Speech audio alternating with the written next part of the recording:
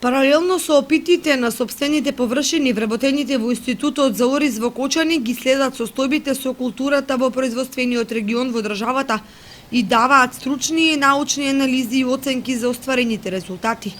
Годинава оризопроизводството се гледа низ призмата на неповолните временски услови, како и низ опитите со турски сорти ориз,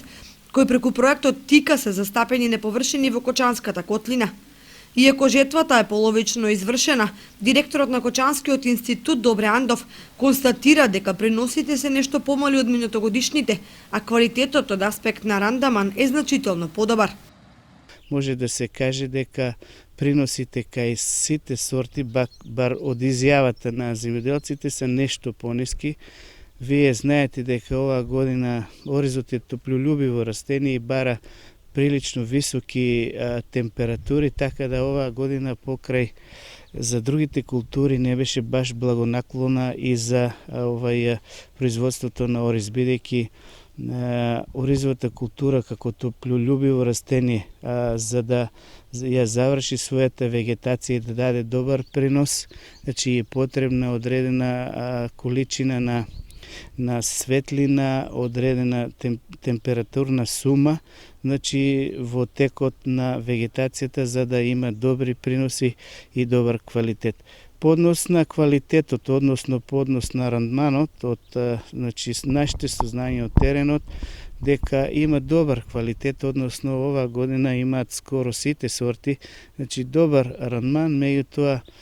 приносите се нешто пониски. Конечна оценка за остварените просечни приноси се уште рано да се дава, бидејќи за жнеење чекаат големи површини, а променливите временски услови може да влијаат на добиените количини. Се уште е рано, бидејќи жетвата е во тек, значи да се сумират резултатите, пак потоа можеме да излеземе со конечни резултати, значи за овогодишниот род од оризовата култура. После жетвата експериментите ќе бидат измерени, обвршени, анализирани и следува завршен извештај кој после прибирањето на сите резултати, значи од обработката на резултатите и статистички, ќе изготвиме еден завршен извештај и ќе ги презентираме резултатите по однос на турските сорти кои ги воведуваме во Република Македонија. Покрај турски сорти ориз во институтот се вршат опити и врз италијански сорти, кои во изминатите децении даваа мощни добри резултати во Кочанското поднебје, како што и примерот со сортите Монтичели или Сан Андреа. Во експерименти, односно имаме исто така и италијански сорти испитуваме, значи покрај експериментите со турските сорти. На собствени површини институтот работи и на производство на семенски материјал кој ќе им биде понуден на земјоделците за пролетната сеидба. Земјоделскиот институт покрај овие експерименти оваа година имаше засејано површина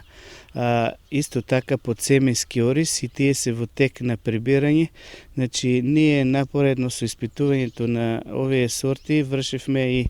тестирање на поголеми површини, односно